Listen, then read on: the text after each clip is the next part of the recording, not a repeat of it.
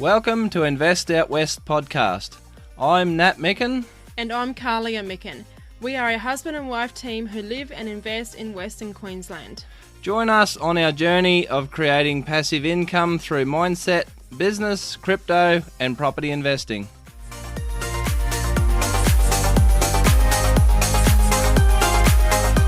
Welcome to Invest Out West episode number 21. Today, the quote we'd like to lead with says, "Success is where preparation and opportunity meet." Yeah, today we want to talk a little bit about that keep looking for opportunities, basically. Robert Kiyosaki of Rich Dad, Poor Dad says that gold is everywhere, but most people are just not trained to see it.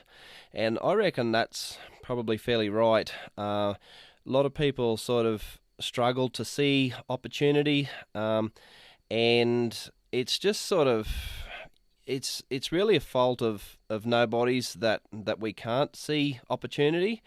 It just takes time to keep looking, and eventually you start to see opportunities where other people can't see them.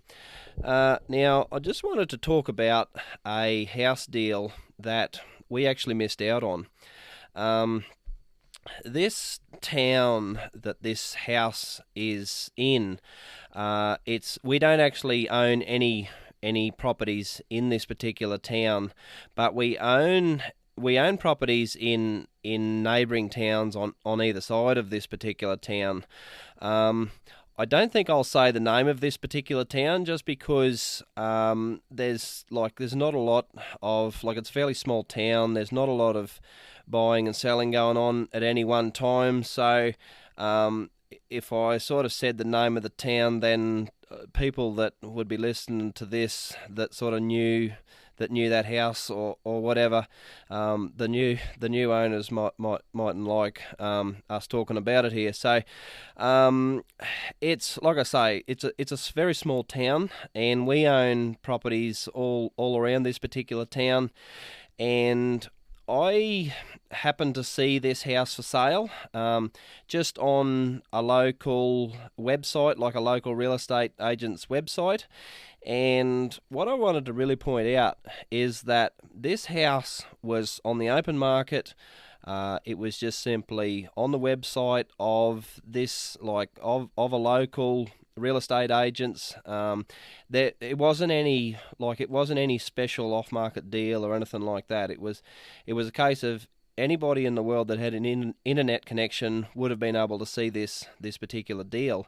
And I had actually missed it. And when I saw it, I went straight. I happened to be in the neighbouring town at the time where the real estate agency was that had the listing, and I walked straight into their office and I asked him about this particular house, and he said it goes under contract in 1 hour's time. And yeah, so we missed that deal. But it's a 3-bedroom house that was on the market for $65,000. I don't know, because I didn't actually go inside the house or anything, it's sort of hard to know just what quality it was, but I have stood on the footpath in front of the house and looked at it from the outside, and normally you can get a fairly good gauge of how a house looks on the outside to what it's going to look on the inside.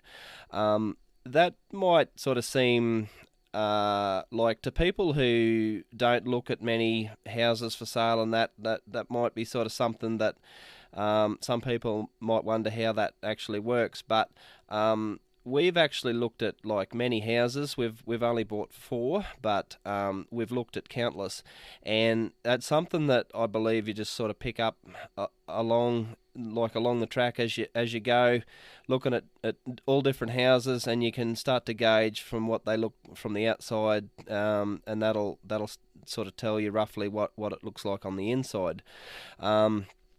Now, the photos that I looked at on the website, there was sort of there'd been a couple of like sort of slap happy repairs and that sort of thing had gone on inside, and there was bits unpainted, them sorts of things. So it probably, like, a couple of the rooms looked like they needed a full paint. Just sort of like cosmetic sort of stuff. Like there was nothing in any photos, and there was a fair amount of photos.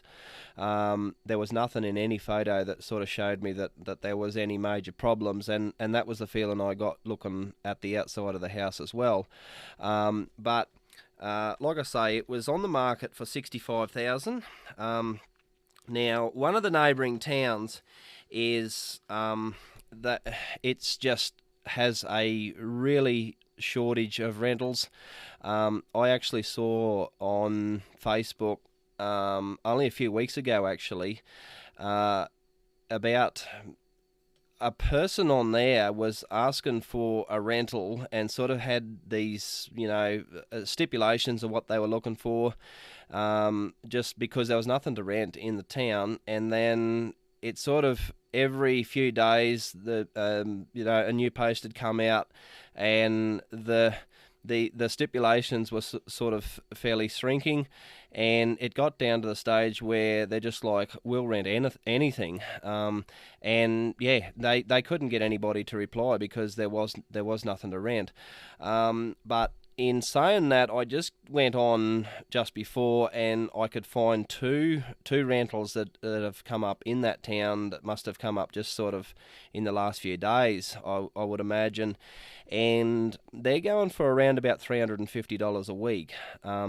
But this town is, I think, about 60 kilometres away, where this other deal that I'm talking about is in, from that particular town. So I just run some numbers in a rental calculator. I just use, just a normal rental calculator online. There's numerous of them, and I just punched in some figures for this episode of the returns that house would have done. Now, so we work on $65,000 purchase price. I believe that would have done an easy $280 a week, bearing in mind that the neighbouring town is on $350. So being very a very cautious rental, like weekly rental at $280, that comes back at $14,560 a year. So call it $14,500 a year. I just punched in $3,000 for rates and $3,000 for insurance, which that's more than enough for both of them. That comes back at 13.7% return, rental return. Now, if we put in, say, $300 a week with the other variables the same, that comes back at 14.8% return. So we're talking nearly 15% return on that particular house. Now, if we said that we could put in some extra money for both stamp duty and renovations, the stamp duty on that particular house would have been around about $1,000, I believe. So I put up another $10,000 into the calculator for both renovations and stamp duty, which I believe at, say, $9,000 renovations, that would have turned that house into a fairly a really nice house. That and keeping the $300 a week rental, which you'd easily get your $300 a week rental, and probably a lot more than that with doing that much renovations. That comes back at still 12.8% return. So you're looking at still nearly 13% return, even with spending an extra $10,000 on that particular house. So, say you're getting money like at 7% return, 7% interest rate, I mean, and your return on your investment is like between sort of, say, 12 and 14%. So like you're sort of doing almost double return on the interest rate that you're paying for. So that's how we always look at our rentals. It's just the spread between what we can get money for and what our return is, and that's how much we're making on our money, or on borrowed money, which is even better. So now I just wanted to point out too that a lot of these towns that we invest in, they don't have water rates at all. And that just makes it so much more simpler for a landlord's perspective.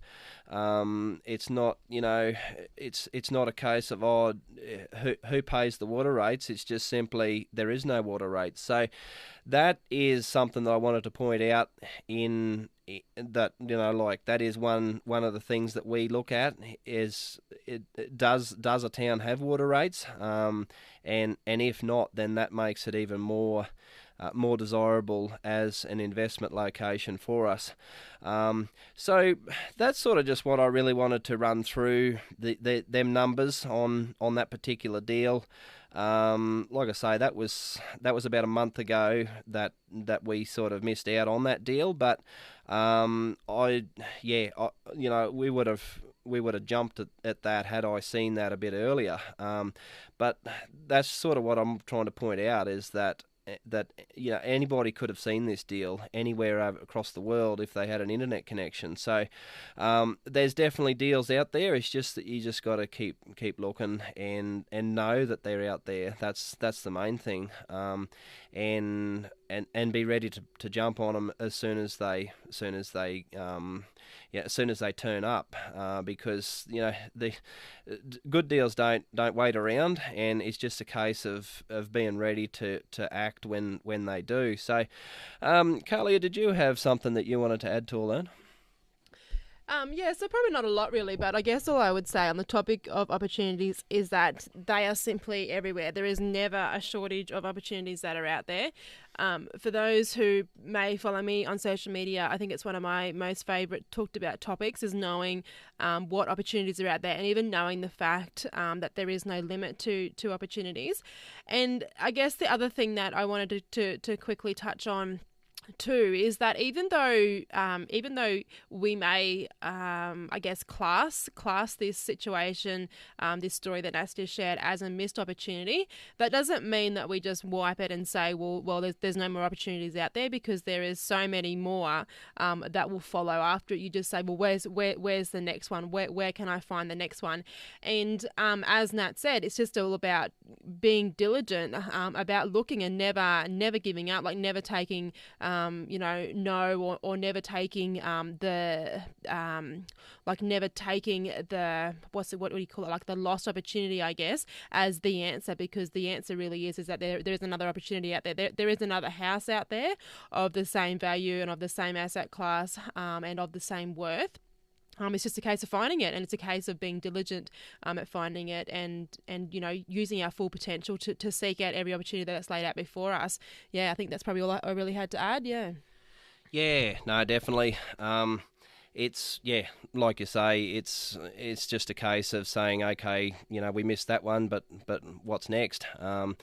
And which sort of leads me into what I just wanted to mention, that we are going into a whole new asset class. It's something that we're very, very new at, and we actually haven't even started yet, but we have got the I guess the things to line up for this new asset class for us to start in that direction, I guess you could say. So we won't give too much away, just because it is so very new, but to keep looking out for future episodes on this podcast, because we'll start to talk about this before long, once we actually start making money in this new particular asset class.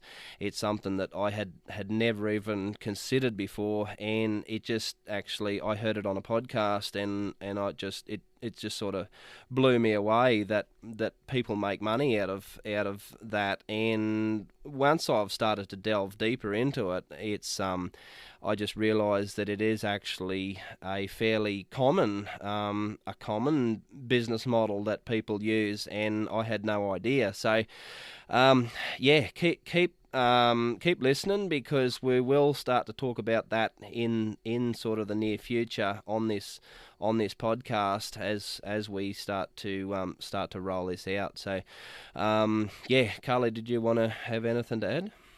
No, I think I'm pretty well done. All I can do is just, inspire everybody to look for the opportunities. I guess it's all about allowing the time, giving yourself time to look for opportunities, because if we're not going to open ourselves up to look and to, I guess, to seek out the opportunities, then they're not going to come before us. And the reason why we saw this house is because we're constantly looking. And even though we looked and we were, say a day or two too late, that doesn't really mean anything in the larger scheme of things. It's just a case of we continue to look and we keep asking ourselves, where is the next opportunity going to be, and where can we find that, and what can we do to find that and to make that opportunity a reality. No, that's very inspiring, and I really don't have much more to add, so that's about all we've got on this one, and keep living the dream.